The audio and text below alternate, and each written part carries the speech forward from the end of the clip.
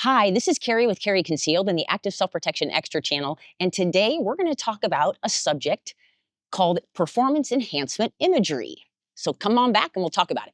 Today's video is brought to us by Mantis. The Mantis family of products is integral to ASP staff building handgun and carbine skills and are your most economical and fastest path to improvement in your skills too.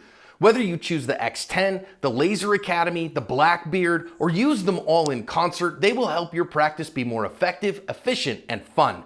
Go check them out, pick up a unit, and thank them for sponsoring today's video. Welcome back. So earlier this year, I taught a sniper pistol instructor course in Arkansas to an amazing group of people, awesome students. And in that class, I decided that that would be the first time that I would use performance enhancement imagery, not just talk about it and not just discuss what it is, but actually use a script with the students.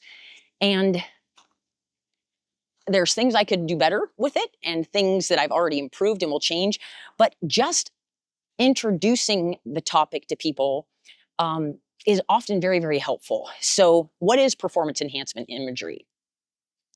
Well, performance enhancement imagery, or PEI, or sometimes I just call it imagery, is the practice of imaginary exercises, and they're designed to enhance the speed at which the imager can process the information in their environment and the correctness with which they can respond in crisis.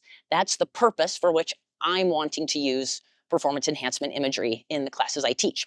So performance enhancement imagery is also known as things like guided imagery, visualization, mental rehearsal, mental movies, crisis rehearsal, guided meditation. There's a lot of different names that performance enhancement imagery is known by. But last year, in 2024, late 2024, Mr. John, Miss Steph, Mr. Neil, and I took a class from a man named Brian Willis. And Mr. Brian is a phenomenal trainer. He trains mostly law enforcement, but I'm thankful we were able to get into the class. And in that class, he discussed the importance of not using the term visualization.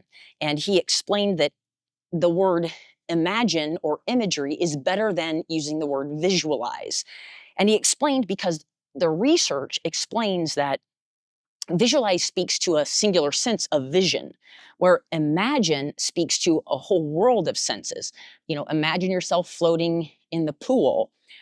Imagine you can smell whatever.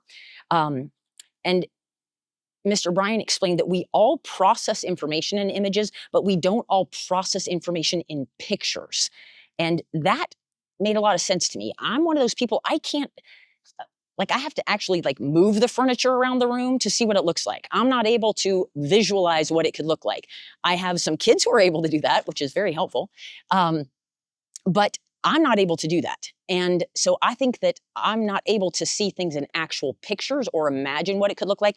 But imagery, I am able to get different senses involved. Still doesn't apply or help me much with the furniture. But Mr. Brian explained that if you take 100 people through a visualization exercise where they're to picture themselves in the mind's eye, and that's a term that was used a lot. Here's an article from, I think this is from the 1980s. And it's written by Marcus Wynn. It was in Combat Handguns. I know what pages it was on in Combat Handguns. I just don't know what year it was published or month. But anyway, he talks about in the mind's eye.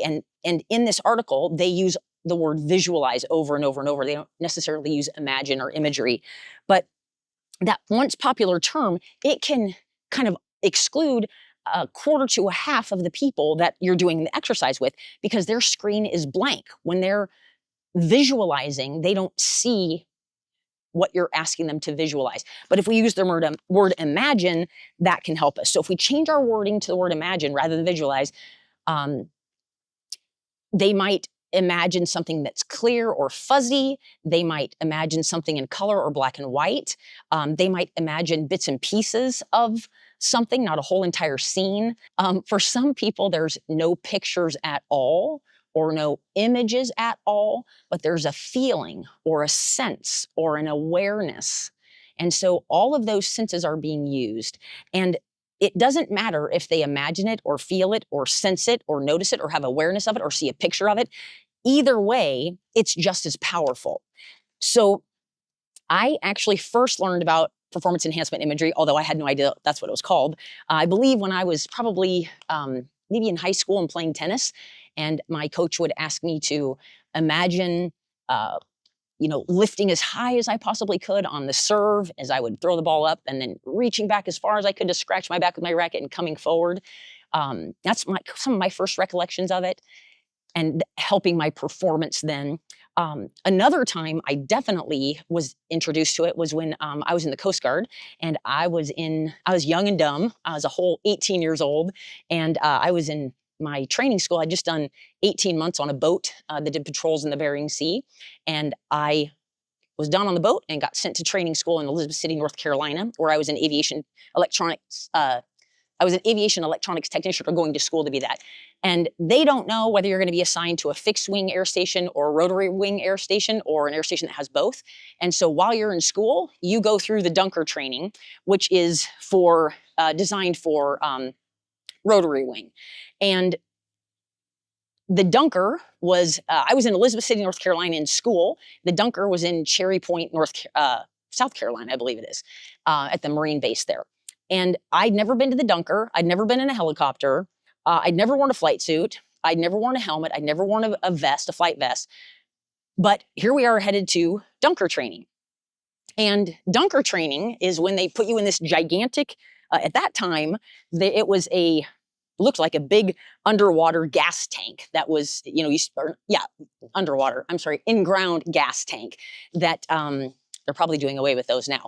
But it had holes cut in the side of it to replicate windows, and it had seats bolted in just like you'd sit in on a Coast Guard helicopter, and it had a spot for the pilot and co-pilot, and it had crew seats in the back. It had the 5-point harnesses we used, and it was this big gigantic drum that you could actually stand up in. You walked into it, and you have your flight suit on, you have boots and your vest and a helmet, and you have to do 4 rides. The first 2, you don't have darkened goggles on, but the last 2 rides, you have darkened goggles on to simulate nighttime or low visibility.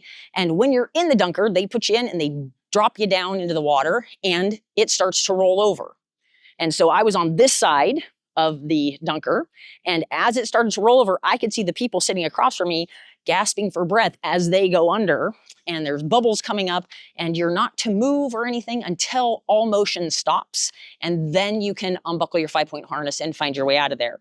So and we had heard about it, and we hadn't seen any videos. This is pre-internet time. Yes, I'm that old.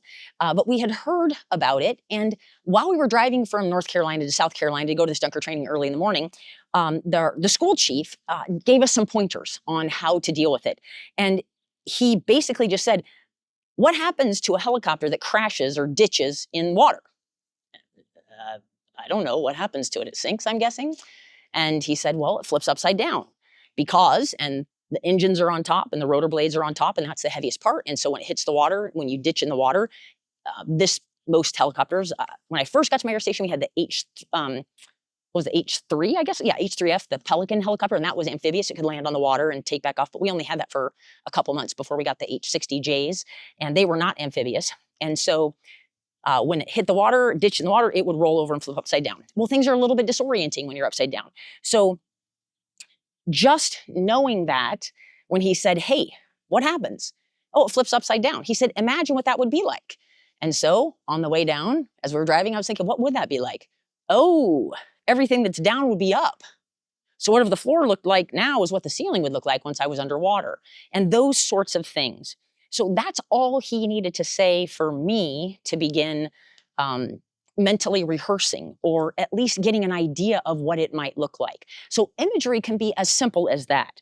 Now, I grew up in a lake, or not, well, yeah, in a lake, that one. Grew up on the lake, but I didn't necessarily grow up in the lake, meaning I didn't ever go in a Dunker upside down. But I really wanted to make sure I passed the Dunker. If I didn't pass the Dunker, then that would mean I wouldn't graduate from A school. And I really wanted to graduate from A school because I really didn't want to go back to the Bering Sea again and do patrols on a 378-foot cutter. 10 women, 190 men, and all great people on the boat. But I just didn't want to go back to, Alaska's great, it's beautiful. I just didn't want to go back to the Bering Sea. So in my mind, I imagined what it would be like to be sitting in my seat and upside down, suspended upside down, and even what that might feel like. Not just what it might look like, but what it would feel like. So I was in better shape just with what my chief had said, um, but I was still wholly unprepared for what actually happened. So I won't go through the whole ordeal with what happened, but I passed, which is great. One of the things, that was probably one of the first times it really, really hit home to me that I had to be prepared to be the primary agent in my own rescue, as I believe Dave Spalding says. We were told that if you are in the dunker and you have trouble getting out or you don't know what to do, all you have to do is just put your hands on top of your helmet, and the divers that are underwater will come get you and pull you out. And so my first ride, I panicked and I couldn't see the way out. What happened is there was a big feller that was in the dunker ride with me that particular trip, and as he was swimming out, I think he accidentally bumped into me or something, but I lost my point of reference. You're supposed to have a point of reference and you hang on to as you roll over, and you keep hold of that until you find your next point of reference, wherever it is, to get out.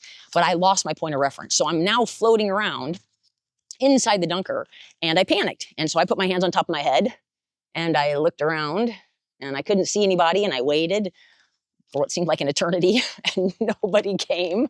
And I thought, well, I guess I better find my way out of here or I'm going to drown. And I did. And I'm thankful they didn't come rescue me. I'm very thankful they didn't come rescue me. I was a bit surprised, to be quite honest, but I'm thankful they didn't, because I was able to pass because of that. But in a book called The Warrior's Edge, there is a study that they talk about in that book. I don't recommend buying the book. There's only one chapter in the book I think that's good, and that's the one on the Jedi Project, which I'm going to talk about now. If you've ever taken a class from me, you've heard me talk about the Jedi Project. And the Jedi Project was in 1984 when I was a child, so I didn't know anything about it then, but I didn't read about it for the first time until probably 2010 or 2012, somewhere in there. But that if you take a class from me, I typically talk about the Jedi Project in terms of neurolinguistic programming and shooting, and how using NLP can help you improve your performance with shooting. But this particular, or the book talks about that too, but it also talks about imagery. And as part of the Jedi Project, it was a human performance modeling experiment that they did. And some of the trainers that were part of the Jedi Project, there were 3 of them that were firearm trainers. 2 of the 3 of them, actually all 3 of them, believed that shooting was 20% physical and 80% mental. And all of the trainers admitted to using imagery techniques. So this is in the 80s. And 2 of the 3 trainers, when they were interviewed about it, said that when they would shoot, I think back then it was probably IPSC matches, would be my guess, or PPC matches. But anyway, when they would shoot competition matches, they would shoot the drill in their head a couple of times the day before they actually, or not the drill, sorry, the stage or the match. They used the term match. They would shoot the match in their head a couple of times the day before they actually went to shoot the match. And they decided to use imagery, or the imagery techniques included mental rehearsal, and they used mental rehearsal and imagery in all stages of the shooting process. So what I think is interesting, and if you've been in a class with me, you've heard me talk about this, but the results of that Jedi Project were, they had a control group where they had 4 days of training to learn basic marksmanship skills and pass the Army's combat pistol course. And they had that was a 4-day training group. That was a control group. 73% of them passed and 10% scored expert. And the average number of rounds it took the control group to fire to qualify, it took them 375 rounds, the average number of rounds for each person to fire to qualify. The test group, which is the group that used